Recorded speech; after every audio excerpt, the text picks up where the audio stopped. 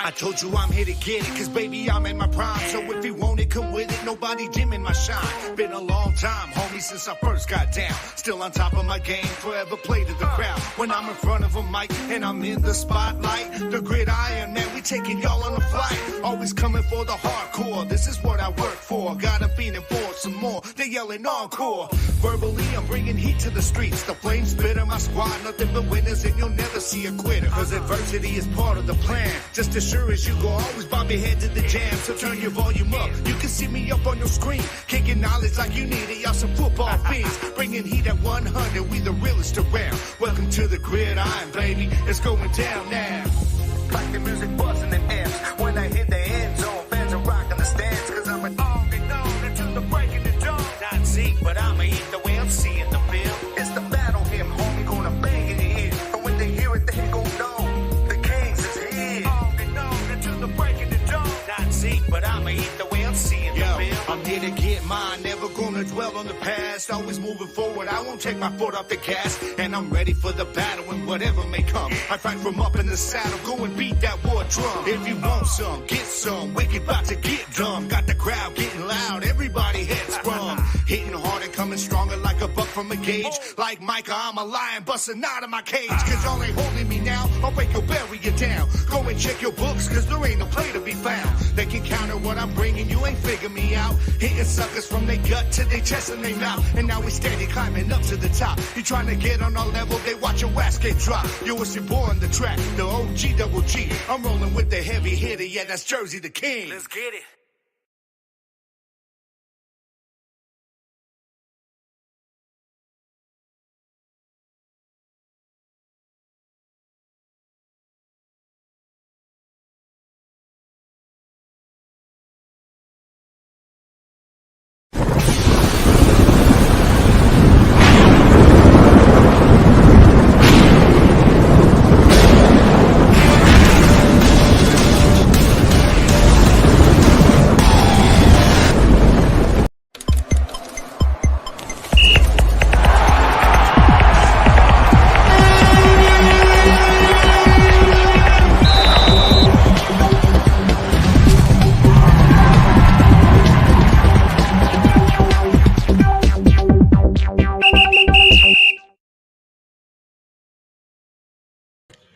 What it do, what it do, what it do, ladies and gentlemen. Welcome into the Gridiron. I am your host, one of your hosts, Kevin Jersey the King Wumble, and I will be joined today by my guy, football analyst Anthony Mazzoni.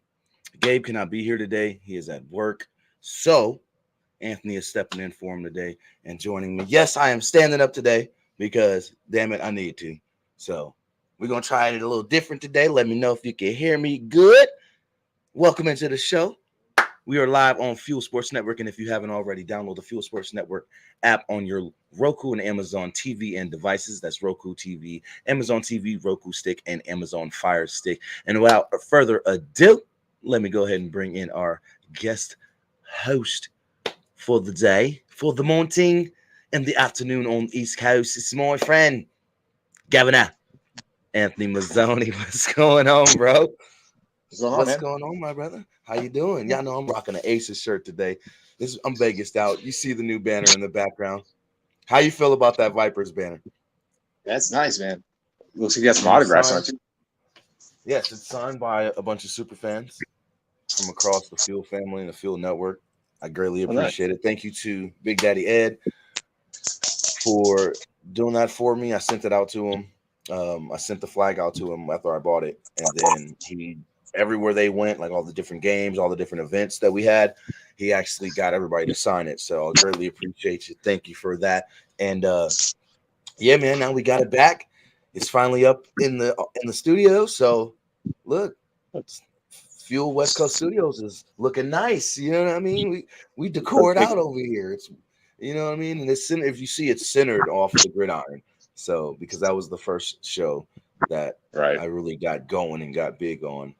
Next, we will be getting the Jersey the King show banner. Don't worry, guys. I'll have it all up. Trust and believe. So, I'm actually get a big banner made with both of them on, or with both logos on. So, probably as big as the flag. So welcome in everybody. I know you in the comments trolling already, watching on social media on our YouTube. And if you don't know already, please go and follow the Fuel Sports Network on everywhere, like everywhere. You know what I'm saying? Like everywhere, y'all. We are all over the place. And I updated everything. Subscribe to us on YouTube. Hit us up on the book on Facebook. Follow us on X and follow us on the IG as well. You already know Fuel Sports Network. And you can hit us up on fuelsportsnetwork.com. Go check out the website as well. And then you can also follow the show's socials at The Gridiron on X, the Gridiron Show on Facebook. Subscribe to us at The Gridiron Show on YouTube. You can follow us at The Gridiron Show, just one show on IG, sorry. And it's The Gridiron Show on TikTok and Gridiron on Spotify. So we got a lot to talk about today, as you see in the description. We got some UFL college draft recap. Plus, we've had some more UFL to NFL signings as well, plus some NFL signings, which is huge. That's another reason why my man Anthony is rocking that Miami Dolphins gear in colors, of course, because my man Tua got his bag. You know what I'm saying? So, yes, we got a lot to talk about. And then, of course, the Indoor War playoffs, the IFL playoffs are here.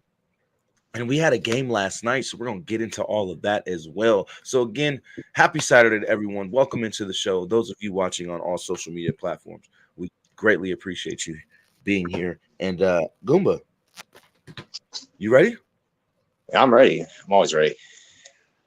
All right, because I said look, y'all. He said he's gonna brush up on the UFL. He's gonna brush up a little bit on the IFL. The NFL, he's solid on.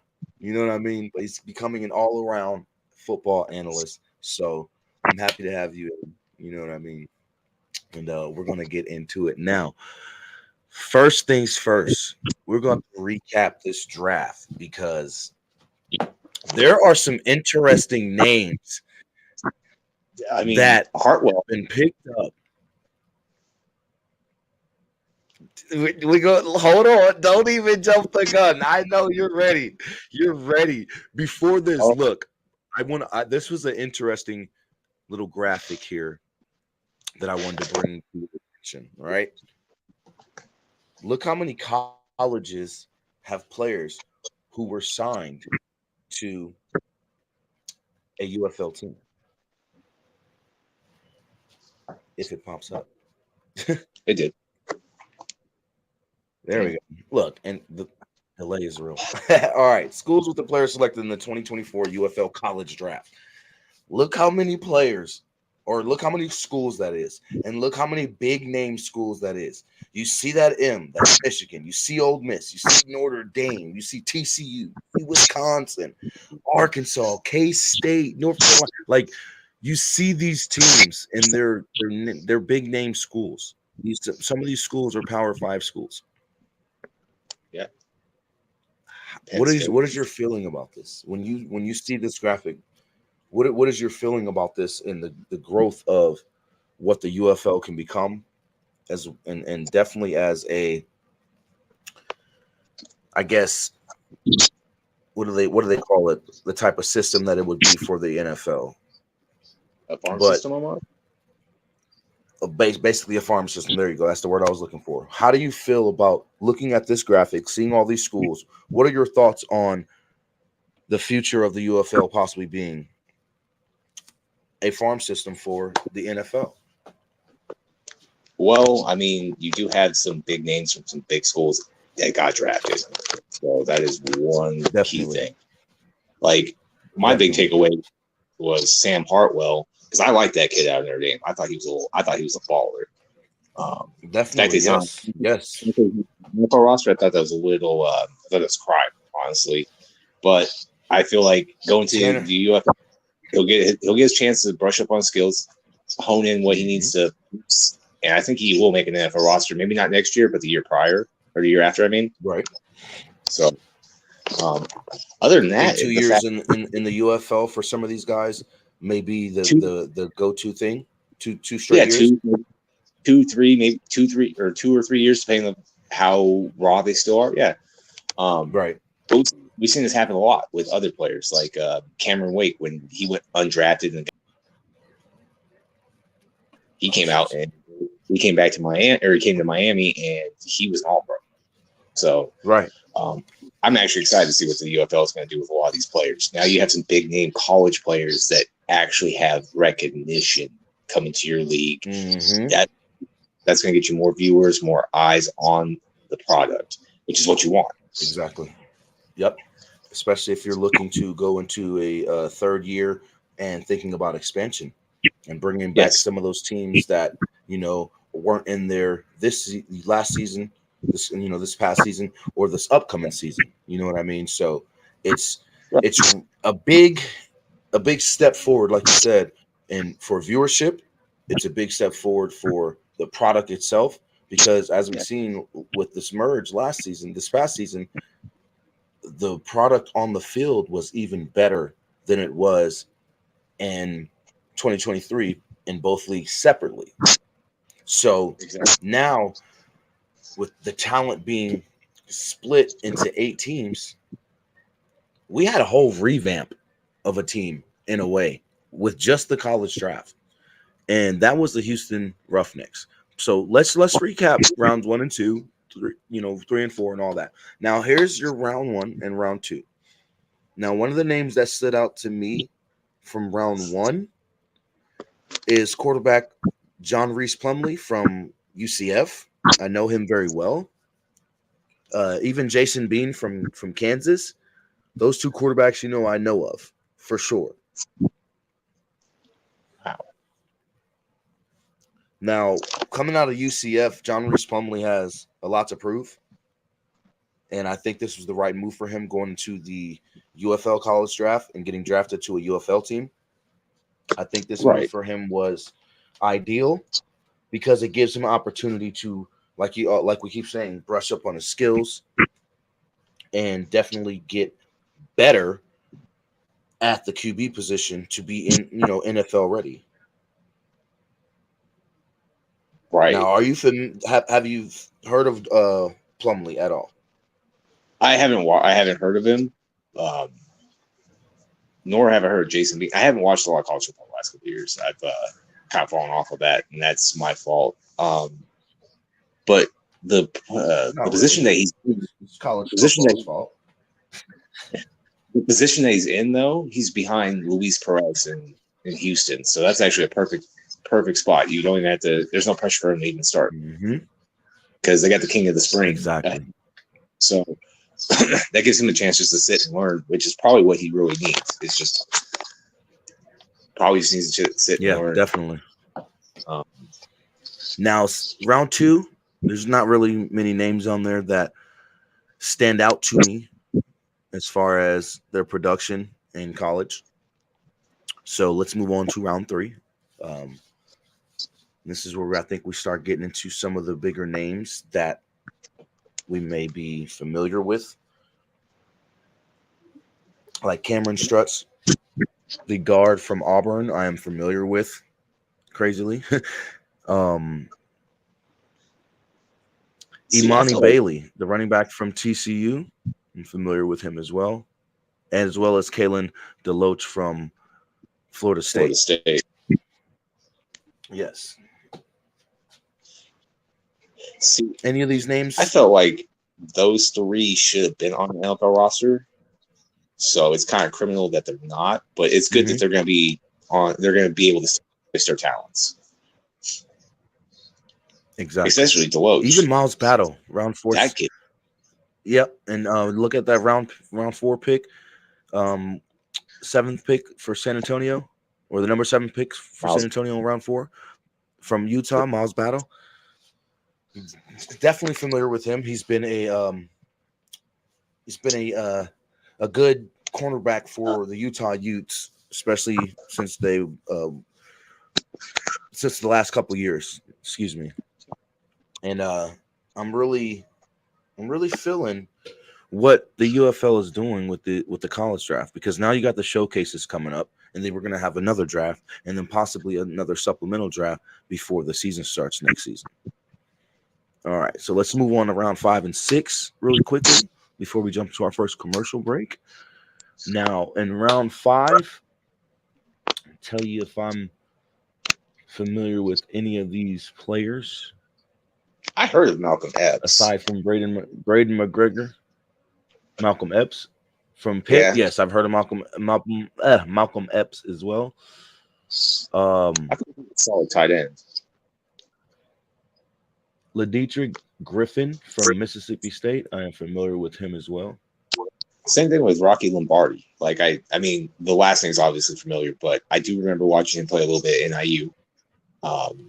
Yeah, definitely. Even Dalen Holker from Colorado State. I remember him from the Colorado State game. Yep. I feel like Rocky Lombardi. I don't know if he'll ever be an NFL caliber quarterback, but this is probably the best spot for him. I think he'll showcase his skills. Yeah, I just don't see like with him maybe a backup in the NFL. It's just I never really saw of an NFL starting. No, I got you. Carlos Jones Jr. though. Okay. I've seen him at UCLA.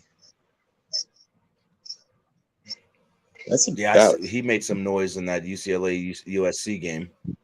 Yeah, the last 2 seasons, his name was called a couple times in both those games. So he's definitely gonna be able to showcase his skills as well. As you guys see, that's rounds 1 through 6.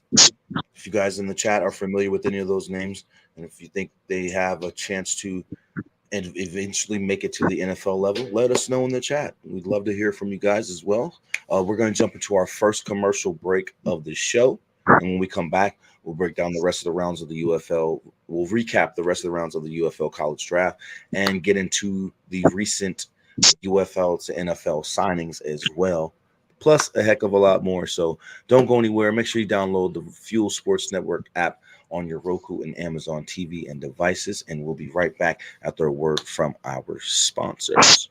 Don't go nowhere.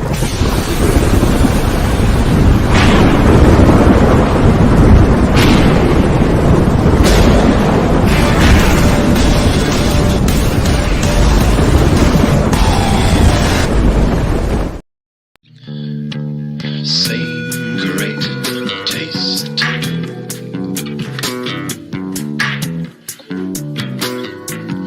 Yes, same great taste.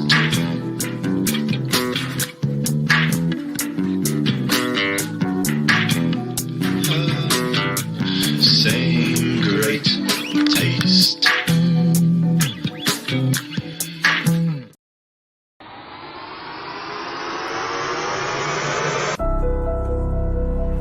If you aren't perfect, if you've ever struggled, if you've ever failed, if you want to get better, be better, and make our world better, this is the perfect brand for you. True Victory. Founded by U.S. military veterans, True Victory is a sportswear and streetwear brand dedicated to building everyday champions on and off the field. We're a cause. Our purpose is to transform lives and elevate humanity through the power and unity of sports, positive stories, and serving others. We're dedicated to the game, the grind, and the globe. But most importantly, we're dedicated to you. That's what it means to be always true.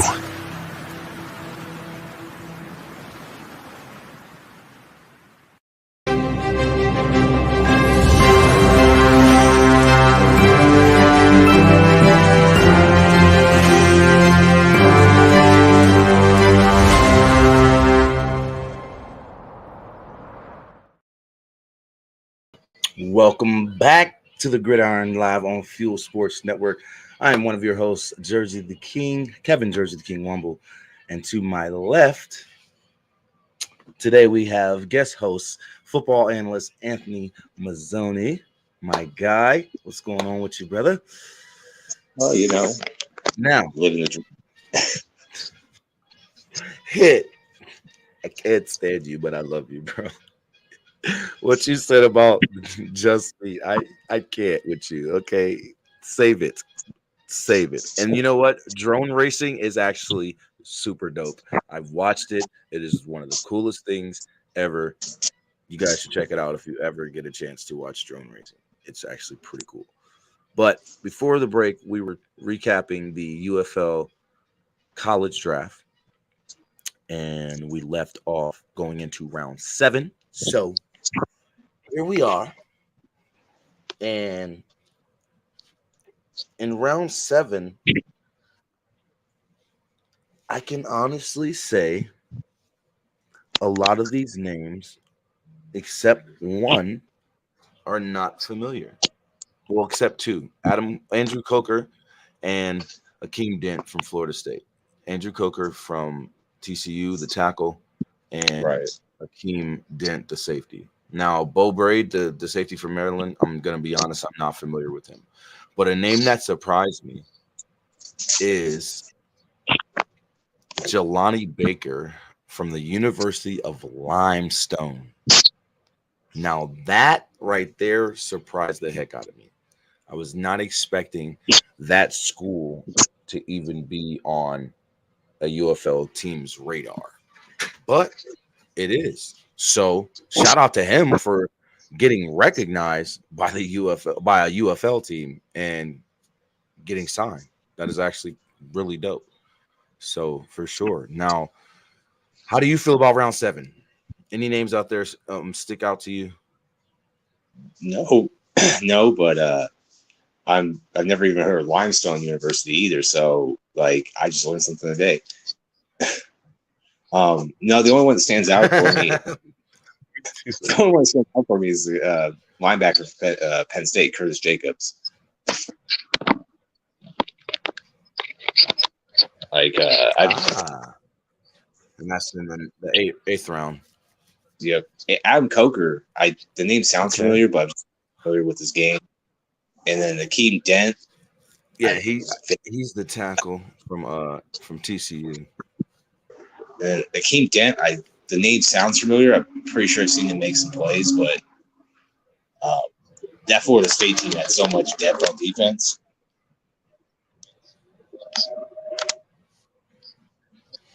Definitely. Now,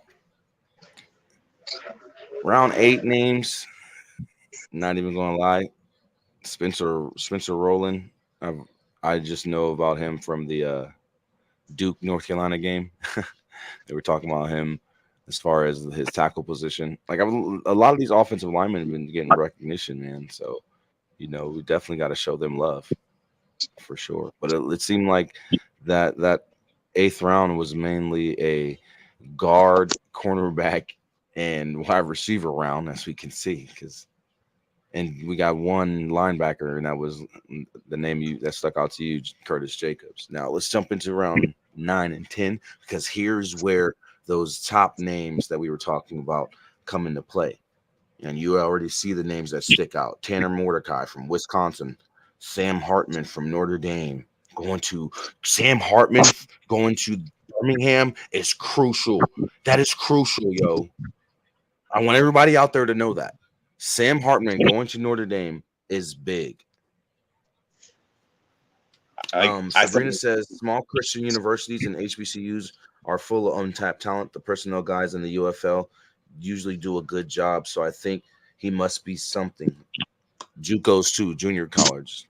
You know what I mean? So definitely, I get exactly what you're saying, Sabrina, and I agree 100%. They are looking at the HBCU schools and the JUCO schools more than the NFL. Now, another name that sticks out to me, and even the team that he was drafted to, which is funny. It's like LeBron and his son being drafted. Oh, there's an echo. Fix your mic. But yeah, LeBron and his getting his son drafted to the Lakers. You see the name? Bob Stoops is the coach of the Arlington Renegades, and Drake Stoops, I believe that's his grandson, is now on the Arlington Renegades. Love it. I love it. I love it. That is hilarious. Oh, that echo is crazy. Are you guys hearing that echo too? Anyone watching? So that's nutty right there. Fix up. That's our draft recap. Better? But Sam Hartman. There you go. Yeah, that's better. Sam Hartman, Tanner Mordecai, and Drake Stoops were the big names Take from the headset rounds off. 9 and 10. There we go. So yeah, Drake Stoops, Tanner Mordecai, and Sam Hartman were the big names for me that stood out in rounds 9 and 10. Because if you follow Wisconsin football,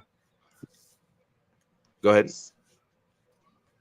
I was gonna say Tanner Mordecai stands out as well, though. Like, yeah, that's the starting quarterback that, for the last 2 seasons for Wisconsin, if I'm not mistaken. Yeah, he had as well. Sam Hartwell is just a big name, though. Like, right.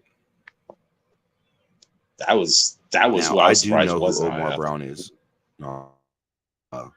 Huge Nebraska Cornhusker fan. You guys should know this already.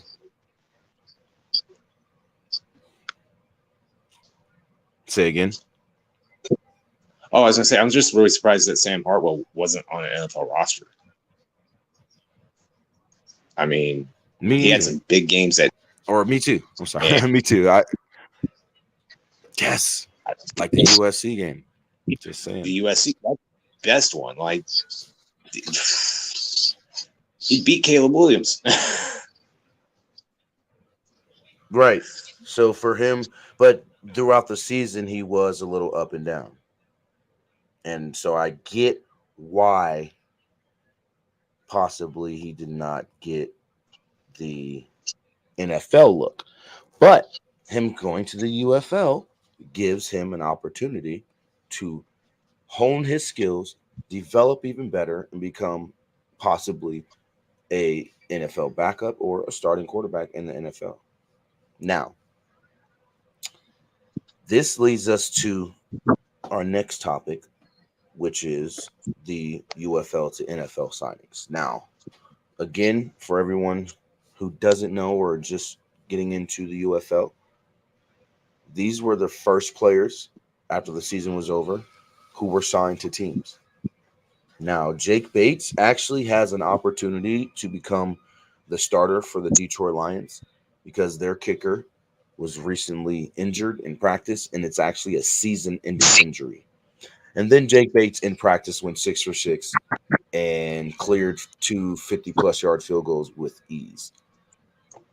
And a lot of people are asking, well, does Detroit practice in an outside field or in a domed field?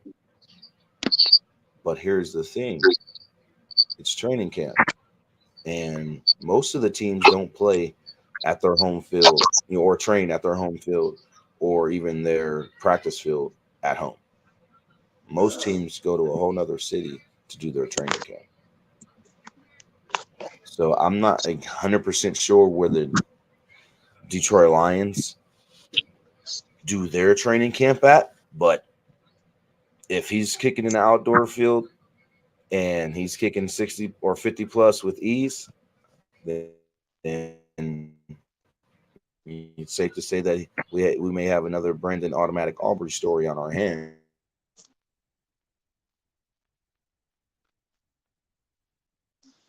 I mean, honestly, the St. Louis Battlehawks, he has been given a workout with the Detroit Lions as well. So we may see 2 UFL kickers on the Lions roster this upcoming season.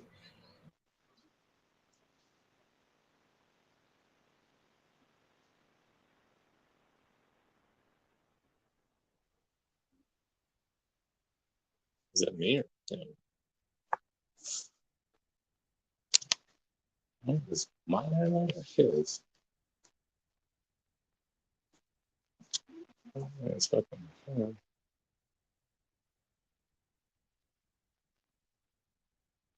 Allen Park, Michigan.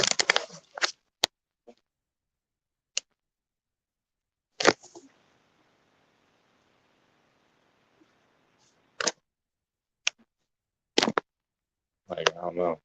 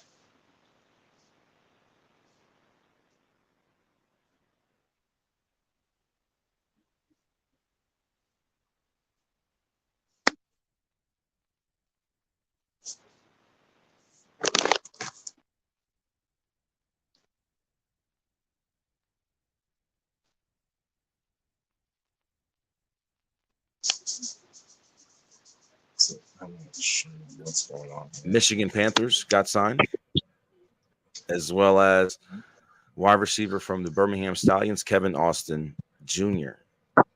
Now, respectively, the wide receiver rooms for both teams, in my opinion. I feel that they both need a wide receiver, and these two performed very well in the UFL this past season, and I think they deserve their shot.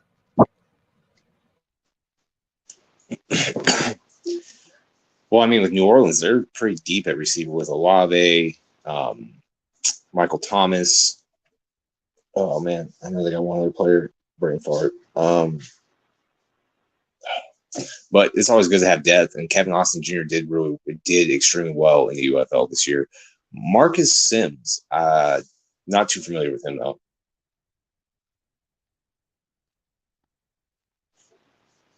No, we haven't heard.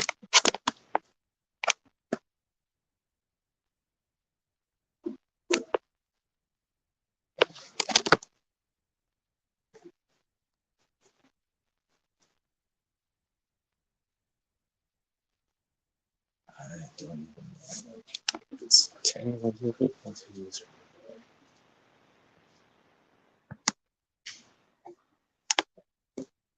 Let's try the 5G one.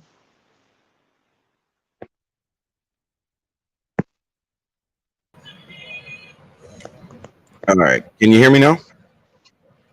Yeah, I can hear you. There we go. I was making sure you guys. These two signings.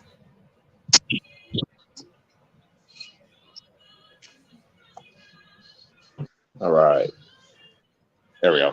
I wasn't sure if it was What's your thoughts on? Oh no, you're good. What's your thoughts on these two signings? Marcus Sims going to Seattle, and Kevin Austin Jr. going to New Orleans. Well, Marcus Smith, that's kind of a logjam in Seattle too, because you got Tyler Lockett. There's Sims. You got Tyler Lockett ahead of him. The guy they drafted last year, I can't even pronounce his name, and then DK. So he's probably gonna get some opportunities. Oh, Jackson and Jumbo Smith. Yeah, the guy with more syllables than letters. That kid's a monster. As far as the kid who went to New Orleans, I think he'll have a chance, just because I believe they're just done with Michael Thomas and they're trying to move him anyways. So it gives him an opportunity to possibly get into the game and actually get some more actual reps. I mean, it's good for Gotcha. them. They can produce in the league or not. If they can have the same success in the UFL, then yeah, they're going to be definitely solid players. They're going to give you anywhere between 8 to 1,000 yards and probably 7 to 10 tutties. Depends on how many volume. It depends on the volume of targets. If they're utilized the right way. Yeah. I mean, it really does. It depends on the offense. It depends on the coaches and how they scheme for these kids. It also depends on what the coverage is dictating that week, though, too. Yeah, definitely. And Sabrina. Okay, right, exactly. Now, Sabrina, if you're still watching, you're right. Someone finally picked up Sal Cannella. He has been signed by the Tampa Bay Buccaneers, and I think he has a really good shot at making the roster and making that tight end room. I really think he has a shot. Tampa Bay needs some help in the tight end position, and I think that's why he was finally looked at and finally picked up after the season that he's had. Hell, after the past 2 seasons that he's had with Arlington, he's finally getting his look because he didn't get looked at last year. You know what I mean? So definitely to your point, Sabrina, I believe this is a good move for Sal. Now, on Nate Brooks, on the other hand, he's going to have a tough battle trying to get Micken in that cornerbacks room, but there is an opportunity. You know, most teams have 4 to 6 cornerbacks on their roster. So I think this is a good move for Nate Brooks as well. I think both of these players landed in a good spot for them. What's going on, Elizabeth? Welcome in.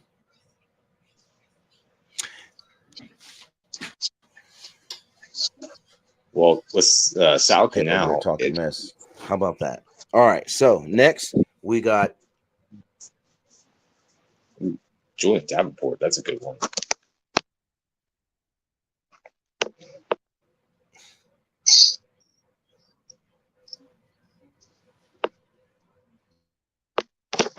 Oh yeah, let me put it back up for you. You said Sal Cannella. So, yeah, I like that pickup. That gives Baker another weapon. It gives them chain moving tight end. So that's definitely really smart Bucks. Definitely. Your thoughts on Nate Brooks to the Bengals? Think he's going to be able to make that cornerback room? I think he will, just because you need depth, especially at that position. Injuries happen all the time, and with corners you can move them to safety if you need to. So it gives them somebody that gives them flexibility, I should say. Definitely, and if he's a good returner, he could be utilized on special teams in the return or even blocking. Now, Elizabeth, to your point, I am very proud of Julian Davenport as well. Both of these gentlemen, Chim Okorafor, as well as Julian Davenport, making it to NFL rosters or getting signed, excuse me. I think Davenport has an opportunity to make the roster in Atlanta. You know, Atlanta's trying to beef up their roster and get better. They're trying to bring in more talent, especially with the moves that they've made in recent years. And this past offseason signing Kirk Chains, a.k.a. Kirk Cousins. So I think it's a really good move for him. He's joining as another UFL player from St. Louis Battlehawks as well. So Atlanta's not playing around. They're definitely utilizing the UFL to get talent. So shout out to those guys, the offensive linemen getting their love. Then we got Javen White and Nehemiah Shelton. Javen White going to the Chicago Bears at the linebacker position. Nehemiah Shelton going to the New York Jets at the cornerback position. And as you see, the Jets are trying to add more talent to that defense, as well as the Bears. And they're looking at the UFL to honestly help with that talent pool and bringing in that talent. So this is huge for these guys, man. This is definitely huge for these guys. But here's the one I wanted to talk about the most. And I know we missed our commercial break, but we've been having some technical difficulties, so I just wanted to knock all this stuff out. My guy. Shout out to Keandre Thomas going to the Carolina Panthers. You know, the Carolina Panthers need depth, they need talent, and of course, why not go to the UFL? But my guy, the UFL regular season MVP. My guy, the UFL championship MVP. The one I was telling you guys about all season long, representing Nebraska as well as K-State in college. The man, the myth, soon to be legend, Adrian Martinez. 9 a.m., as I like to call him. I told y'all this man was going to make an NFL roster this season. And look what he did, y'all. Look what he did. Look what he did, y'all. I told y'all that man he made it NFL. I told y'all. I told everybody about 9 a.m. Nobody wanted to listen to me. Jersey, you don't know what you're talking about. He's not that good. Well, it took two seasons in a spring league, and he's on an NFL roster. And he didn't even get any real playing time when he was on the Jersey. He didn't really even – I don't even think he's seen the field one season or one game in 2023 when he was with the New Jersey Generals in the USFL. Then he becomes a starter in the UFL for what team? Out of all teams, the Birmingham Stallions. And then Skip seen something in that young man, and he showcased his talent. Just saying. Hey, man. So shout out to my guy, 9 a.m. How do you feel about it? Didn't I tell y'all? And I told y'all 9 a.m. was going to be a problem. He was going to make an NFL roster.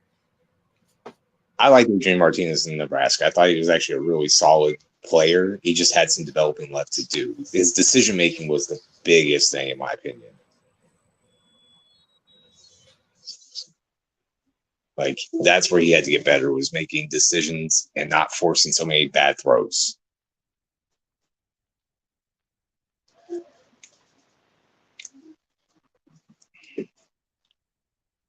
I'm not sure if it's mine or not.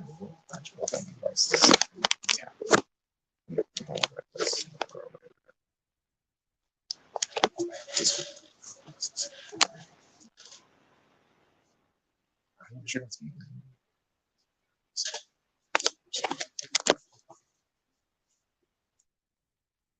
their offensive scheme for himself there, he would have been utilized better, and he would have stayed at Nebraska and would have never transferred to K-State. That's just my personal opinion.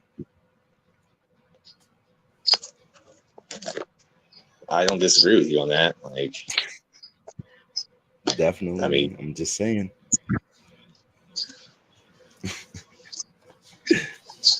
Now, I'm just really quickly. No, I got you. I told everybody it happened. So Jersey's right a lot. You know, I may not be always right all the time, but I'm right a lot of the time. Just saying. But a team that I was talking about that did a huge overhaul this offseason so far before the college draft, and now using the college draft to bring in more young talent, the Houston Roughnecks literally let go of almost half their roster. And then utilized the college draft to start building back up their roster.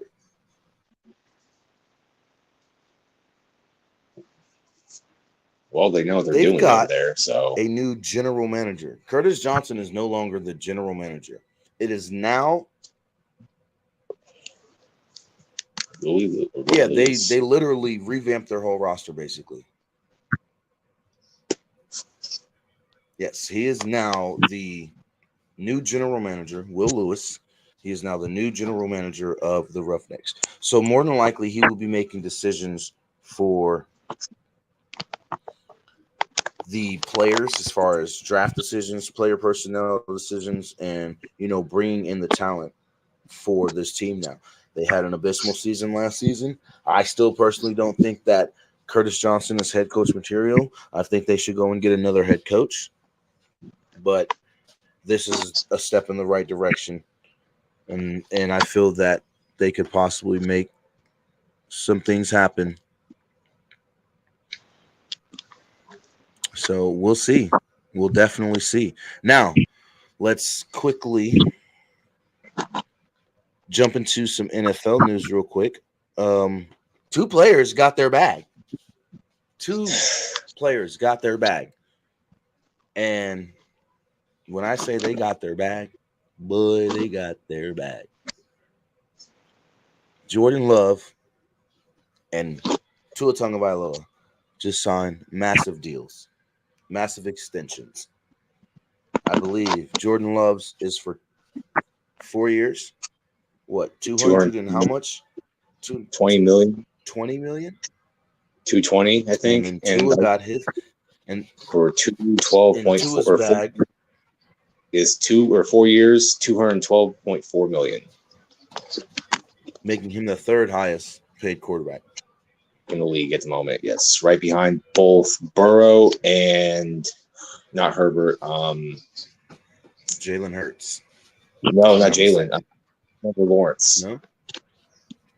Oh yes, Trevor Lawrence because of his new extension. Yes, but Jordan Love got the biggest bag out of these two.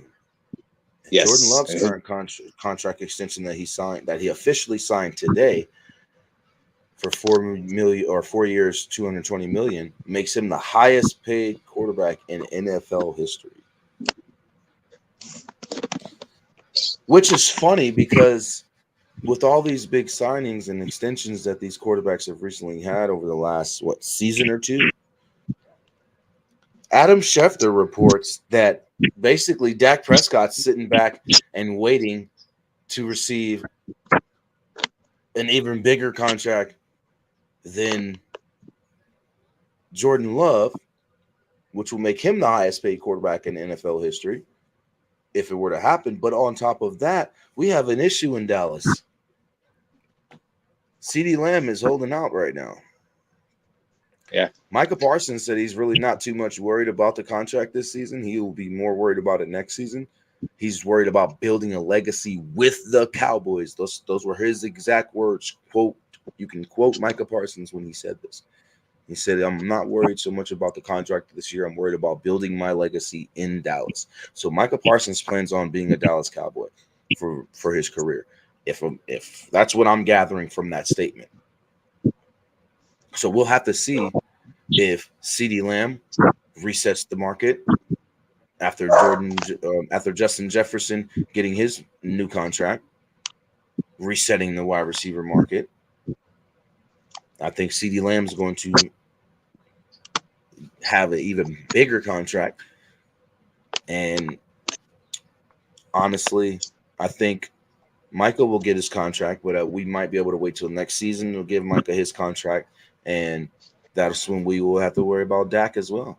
We don't really, because we don't want to really release Dak and then have to owe him all this money and be married to Dak Prescott for the rest of our lives or the rest of his NFL career. You know what I mean? So we got to figure something out.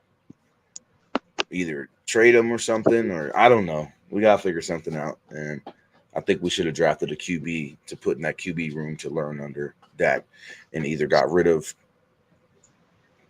Trey Lance, or if Jerry was really eyeing Trey Lance when he got drafted and we weren't able to get him. So, I mean, my boy might just have to go. Cooper Rush might just have to go, y'all. And it sucks. It sucks. But Cooper Rush might have to go. So it is what it is. I'd keep him too. I'd definitely keep him. He's been playing awesome for us as a backup. So, but let's get on to the IFL and the IFL playoffs because we only got a few minutes left from this. But now we're going to talk some IFL. The Indoor War playoffs are here for 2024, and we've had a game last night. The Green Bay Blizzard did exactly what I said they were going to do, and they steamrolled the Quad City Steamrollers. They froze.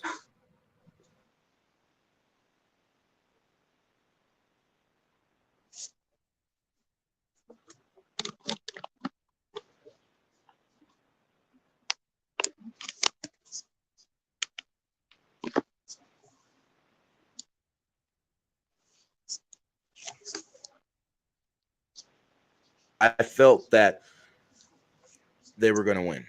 I felt it, and they beat them by 11. It was a close game, but like I said, that blizzard came through there, and Quad City just couldn't get that steamroller through the track. So, I mean, shout out to Green Bay advancing in the playoffs already.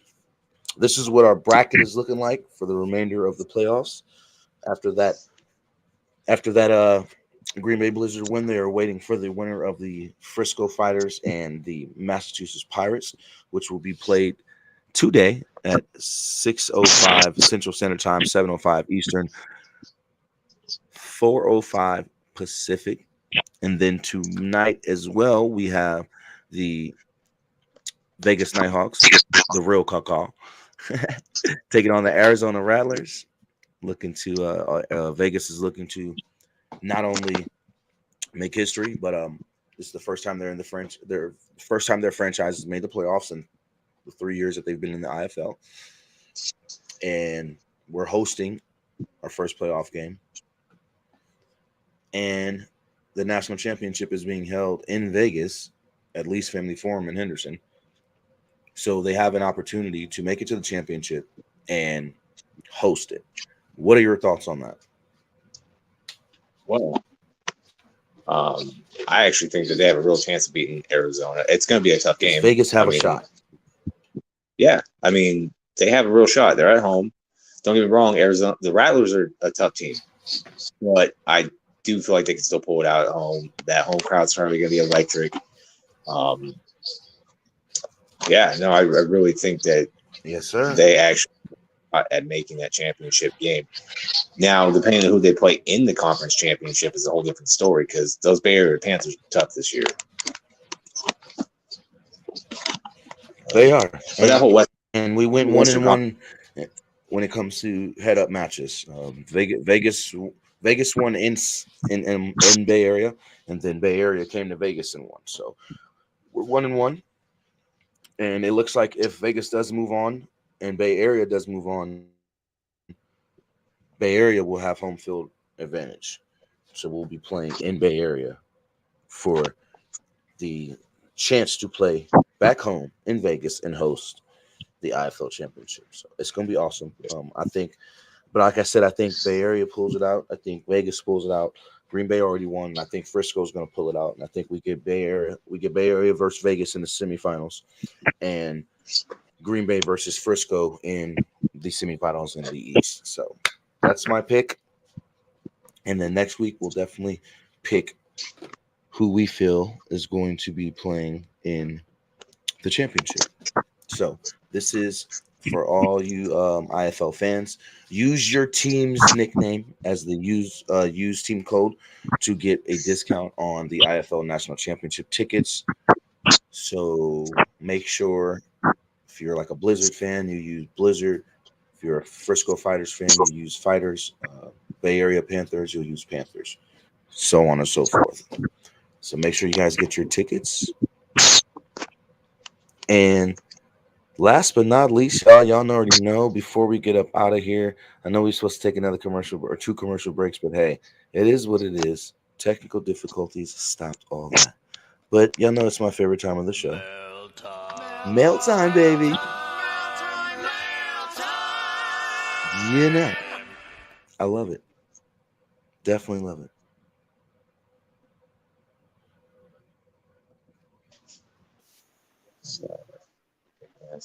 Get asked, how often are good players overlooked in football? Could it be in profit or skill? Like, which player is more profitable? You know, this player has more skill. This player is more profitable. So we're going to overlook this player with the skill and market this guy who's profitable. Do you think there are a lot of players who go through that and get overlooked from a guy who's more marketable or based on their skill? I feel like it's based on where you're at, especially in like the college situation, where if you play for a big name school, it doesn't matter if you're skilled or not. You're probably more marketable. Because we see a lot of these like historically black colleges, Division II schools, Division III schools, where you have kids that are just talented, kids never really got to showcase their skill on national Falling stage. out of control. And then they get to the NFL Right. or the UFL or CFL, and they ball out in comparison to these kids that went to like Michigan or Ohio State, and just because they went to a big name school and they're on TV all the time, they get to the league and they flame out because they're not as talented. So yeah, I feel like players that can easily make you more money are gonna get showcased over the players that have that raw skill. It's just how it is nowadays. It's all about it's about money. And it's how can it's the most amount from the players I have on my team. Definitely. And then the NIL deals are coming into play, and it's like the players who get those NIL deals are the players who are getting looked at. But like you said, there's kids in Division 2, hell, Division 3, JUCO that are better than some of these guys and have that pure raw talent, and they're getting overlooked. So yes, to answer your question, it is really true that good players with raw talent get overlooked a heck of a lot more because there's another player who has talent. He's good, but he's not like this Division 2 kid who's getting overlooked and just breaking records at the Division 2 school, things like that, and could come to a Power 5 school and do the same thing, but they're getting overlooked because this guy's more profitable. This guy has an NIL deal, things like that. So it does happen. It definitely does happen. Now let's move on to the off-topic question. Hit asks, what is the strangest last name you have ever encountered? I love this question today. I really do. I'm going to let you go first, though, because mine is actually pretty funny. And it's recent, too. Strangest last name I've ever come across or ever encountered?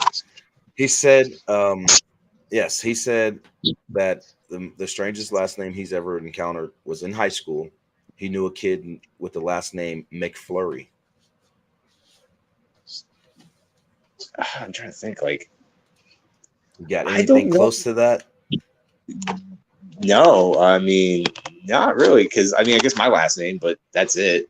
I've never really seen anybody or talked to anybody with like a really strange last name. Maybe I'm just not. Maybe I don't get it out enough. Or unique.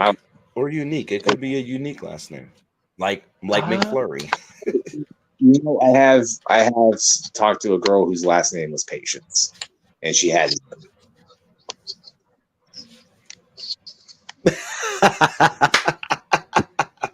I love it.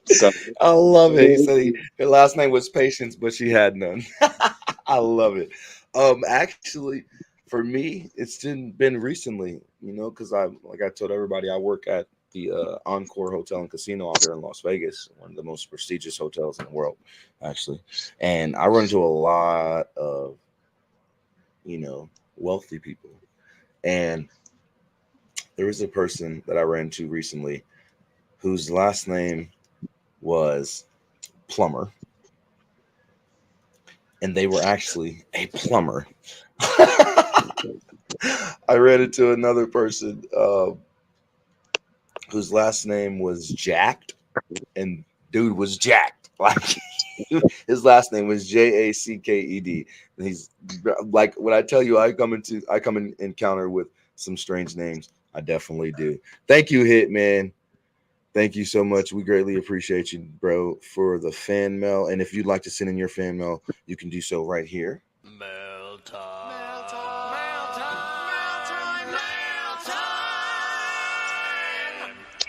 Yeah. All right. That's going to do it for the show today. I want to thank you, Anthony Mazzoni, football analyst. Now he can call himself a true football analyst because he's covering multiple leagues and being able to break down multiple different types of football, whether it be spring football, indoor football, outdoor football, and professional football the professional football outdoor level, which would be the UFL and the NFL, but you have spring, and then you have the indoor level, which is mainly the spring league. So now he can call himself a true football analyst because he's breaking it all down, y'all. But we want to thank y'all so much for tuning in today on this edition of the Gridiron. And again, follow us on all our social media platforms as well, right here. And you can follow all of Fuel Sports Networks. If I can get to the banner, boom, follow us there on Fuel Sports Network for sure. Come on, pop up. There we go. Banner's acting crazy today. But there you go for Fuel Sports Network and for the show. Also, you can follow Gabe. Y'all already know, go follow Gabe and send your fan mail questions to the Gridiron Nation show at Gridiron Nation Podcast at Gmail. You can send in your fan mail questions to the Gridiron Podcast at Gmail as well. So I want to thank you all for tuning in today. I want to thank you all for supporting the show. I want to thank you all for supporting Fuel Sports Network. And if you haven't already, download the Fuel Sports Network Roku and Amazon app on either your Roku TV, Amazon TV, Roku stick, or Amazon Fire Stick. Rig Rocker, what's going on, my brother? Super fan of the Houston Roughnecks. Man, I'm going to have to talk to you later on. I'm about to go to sleep, actually, but I'm going to have to talk to you later on about that overall that was done in Houston. So I'll be hitting you up later, brother. But I want to thank all of you guys who tuned in today. I really appreciate all the love and support and what you guys do, making the Gridiron what it is. And I will catch you all next week live right here on Fuel Sports Network. Anthony may be in attendance. He may not. You never know. Gabe may be back. You never know. A-Train might be on. There might be someone else. We never know. Anything is possible right here on the Gridiron. I love y'all. I want to thank y'all again for tuning in. Yes, sir. Anthony, again, I appreciate you, brother. Thank you for coming on, filling in for Gabe, and doing a wonderful job, man. You keep up the great work, and we'll see you possibly next week right here live on Fuel Sports Network. Before you go, let everybody know where they can find you, because I know we all know you are a streamer. He does some gaming streams, and we have a lot of fun when we talk our mess on there. So I mean, you can find me on YouTube, but I also do have a TikTok, which is Stories to Tell After Midnight. So I have a horror channel for that as well. So if you're interested in that stuff, feel free to follow that. Other than that, you can look me up on Facebook. And that has a link to my YouTube. Other than that, that's pretty much it. I don't really have a lot of social media. I do appreciate Jersey for letting me come on the show this week. I always have fun every time I'm on here. So thank you guys for listening and to my rambling and half-baked opinions sometimes. I love it, man. Always, you already know, man. I'm definitely happy to have you on, and I'd love to have you on every week if possible. So welcome to the Fuel team. Welcome to the Fuel family. You are officially one of my concurrent guest hosts, and possibly you guys might be seeing him on his own show on Fuel Sports Network in the future. So be on the lookout for that. You already know I'm the program director of Fuel, so I'll keep you guys in the alert with all the program alerts for Fuel for our new shows that'll be coming out within the coming months and over the course of the next year. So you guys tune in and make sure you didn't go nowhere at all. We will see y'all next week, and I'll catch you guys Thursday right here on the Jersey the King, or on the Jersey the King show right here on Fuel Sports Network as well at 11 p.m. Eastern Standard Time. I love y'all. I thank y'all for tuning in. Y'all have a beautiful rest of your Friday, and we'll see you next week. This is the Gridiron live on Fuel Sports Network.